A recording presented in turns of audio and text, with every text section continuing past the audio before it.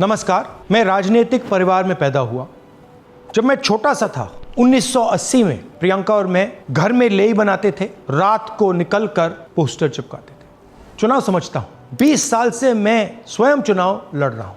Polling कैसे होती है, पोलिंग बूथ कैसे मैनेज किया जाता है, वोटर लिस्ट, फॉर्म 17, ये सब मैं गहराई से समझता हूं। कुछ समय पहले हमें दाल में काला लगा। चुनाव के नतीजे आते थे, मूड एक तरीके का होता था, रिजल्ट दूसरे तरीके का। मुझे याद है उत्तराखंड में हम चुनाव हारे। बाद में मैंने कैंडिडेट से पूछा कि जहां रोड शो हुआ था वहां जाके देखिए हमें कितने वोट मिले। हजारों लोग आए थे, पोलिंग बूथ में किसी ने वोट नहीं किया। यह असंभव था, यह हो ही नहीं सकता। उसके बाद छत्तीसगढ़ और मध्य प्रदेश के रिजल्ट, हमें लगा कुछ ना कुछ गलत हो रहा है। 2018 में मध्य प्रदेश में चुनाव होता है, हम जीतते हैं। हमारी सरकार चोरी हुई थी। 2023 में चुनाव होता है, मैंने अपने आंखों से भारत जोड़ो यात्रा में देखा, भयंकर एंटी इनकम्बेंसी, और हमें 65 सीट मिलते हैं। इम्पॉसिबल, हो ही नहीं सकता। और फिर महाराष्ट्र में पहली बार हमें सबूत मिला।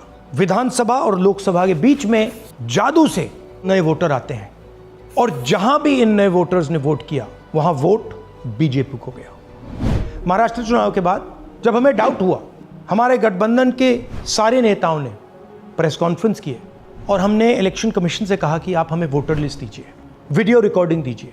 इलेक्शन कमीशन ने मना किया। ना उन्होंने हमें वोटर लिस्ट दी और ना उन्होंने वीडियो रिकॉर्डिंग दी। डाउट हुआ, क्यों नहीं दे रहे, क्या कारण है? तो हमारे दिमाग में सवाल उठा, क्या इलेक्शन कमीशन बीजेपी की मदद कर रहा है? क्या इलेक्शन कमीशन ही इलेक्शन को चोरी करवा रहा है? इसके बाद हमने एक टीम सेटअप की और हमने उन्हें कहा कि आप जाइए, एक कंस्टिट्यूएंसी में जाके ढूंढिए, सच्चाई ढूंढिए, किस प्रकार से चीटिंग की जा रही है, किस प्रकार से यह काम किया जा रहा है और कौन कौन इस काम को कर रहे हैं। सबसे महत्वपूर्ण बात यह है कि इलेक्शन कमीशन डिजिटल डेटा नहीं देता है, फिजिकल डेटा देता है। मतलब लाखों कागज में वोटर लिस्ट दे देगा, मगर डिजिटल वोटर लिस्ट किसी को कभी नहीं देता है। क्यों नहीं देता? कारण क्या है? कारण है कि अगर डिजिटल डेटा मिल जाए तो इलेक्शन कमीशन की सच्चाई पूरे देश को पता लग जाएगी। हमने टीम को बताया, मैंडेट दी कि आप जाके चेक कीजिए, आप 5-7 सीटों पे पता लगाइए कि चीटिंग हुई, और अगर हुई तो कैसे हुई। टीम ने हमें एक दिन बताया कि 5-7 सीटों पे काम किया ही नहीं जा सकता। क्यों? मैंने उनसे पूछा क्यों नहीं किया जा सकता।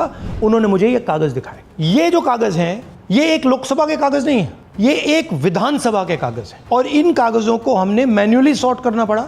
और पूरा का पूरा काम जो हुआ है, इसमें 6 महीने लगे हैं, और एक असेंबली सीट में हम ये काम कर पाए हैं। क्यों? क्योंकि डिजिटल डेटा नहीं दिया जाता। अगर इलेक्शन कमीशन ने हमें डिजिटल डेटा दिया होता तो हम ये कार्रवाई पूरे देश में, हर लोकसभा में, हर विधानसभा में 15 मिनट में करके दिखा देते। हमारे पास अनलिमिटेड रिसोर्सेज नहीं है, इसलिए हमने ये रिसर्च सिर्फ एक लोकसभा में, एक विधानसभा सीट में की। मगर मुझ में अब पूरा भरोसा है कि ऐसी 100 से ज्यादा सीटें हैं हिंदुस्तान में।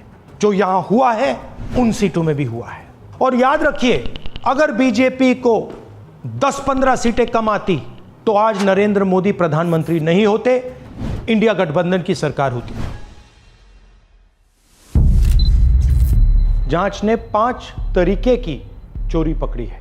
डुप्लीकेट वोटर, जिसका मतलब एक वोटर के नाम वोटर लिस्ट में अनेक जगह आ रहे हैं।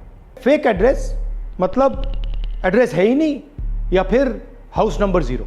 Bulk voter in single address, मतलब एक छोटे से घर में 40, 50, 60 लोग रह रहे हैं। इनवैलिड फोटोज, छोटी सी फोटो है या फिर फोटो ही नहीं है, और वो जो छोटी फोटो है वो दिखती भी नहीं है। कौन है, किसका चेहरा है, नहीं पता लग सकता। Misuse of form 6। Form 6 first time voters के लिए होती है, मतलब जिनकी एज 18-20 साल की हो, मगर वोटर लिस्ट में 90 साल के लोग फॉर्म 6 का प्रयोग कर रहे हैं। चुनाव में 6,50,000 वोटर थे, उसमें से 1 लाख चोरी के थे। अब मैं आपको 5 उदाहरण देता हूं। ये देखिए, गुरकीरत सिंह डांग, इसका नाम 4 अलग अलग बूथों पे आता है। ये कैसे हुआ और क्यों हुआ? एक और उदाहरण, विशाल सिंह, वाराणसी में वोटर लिस्ट में नाम है और बेंगलोर में 2 बार वोटर लिस्ट में नाम आता है। क्या ये वाराणसी में वोट कर रहे हैं या बेंगलोर में वोट कर रहे हैं या दोनों जगह वोट कर रहे हैं? एक और उदाहरण देखिए, हाउस नंबर 0। तो आपने कभी सुना है हाउस नंबर 0? हमने तो नहीं सुना था, मगर बेंगलोर में हजारों हाउस नंबर 0 हैं वोटर लिस्ट पे। हाउस नंबर 35 की कहानी सुनिए। छोटा सा घर है, ज्यादा से ज्यादा 4 लोग रह सकते हैं, मगर इस 35 में 80 लोग वोटर लिस्ट में रजिस्टर्ड है। ये ईआरओ ने कैसे अप्रूव किया, क्यों अप्रूव किया, पता लगाना है। अच्छा, अब ये देखिए वोटर लिस्ट, इनकी फोटो देखिए, या फोटो है ही नहीं या फिर छोटी छोटी फोटो है जो दिख नहीं सकती। इन वोटर आईडीज पे वोट दिया गया है। अब मैं आपको बताता हूं शकुन रानी की कहानी। फर्स्ट टाइम वोटर बनी है, 70 साल की आयु है। एक बार फॉर्म 6 का प्रयोग किया और उसके कुछ ही महीने बाद दूसरी बार फॉर्म 6 का प्रयोग होता है। 2 बार इनका नाम वोटर लिस्ट में आता है और फर्स्ट टाइम वोटर की लिस्ट में आता है। ये फर्स्ट टाइम वोटर हो ही नहीं सकती। तो क्या शकुन रानी जी ने वोट किया या किसी और ने शकुन रानी जी के लिए वोट किया? ये ही छुपाने के लिए सीसीटीवी का डेटा हमें नहीं दिया जा रहा है।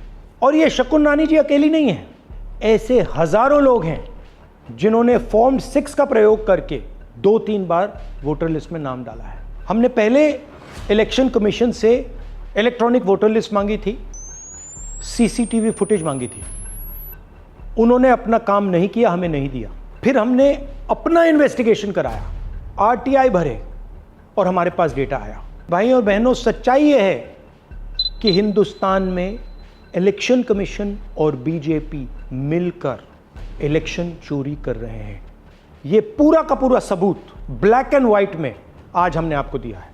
इलेक्शन कमीशन जानता है कि हमने उनकी चोरी पकड़ ली है, इसीलिए एसआईआर आया है। ये एसआईआर जो है इंस्टीट्यूशनलाइज चोरी है। इलेक्शन कमीशन खुलकर बिना डरे बीजेपी के साथ मिलकर चोरी कर रहा है। और ये जो एसआईआर है, इसका लक्ष्य गरीबों का जो हक है, उनका वोट जो है, उनसे चोरी करने का है। मैं आपको एक और बात बताना चाहता हूं। इस पूरी इन्वेस्टिगेशन में हमने वोटर एडिशन को देखा है, मगर जितना एडिशन होता है शायद उससे ज्यादा डिलीशन होता है, सबट्रैक्शन होता है।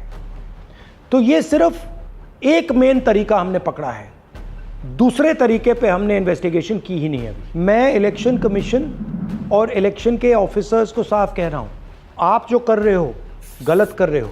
ये ट्रीजन है, देश के खिलाफ है। ये मत भूलिए, टाइम आएगा हम आपको पकड़ेंगे, बचने वाले नहीं हो। It is critical that we expose voter चोरी।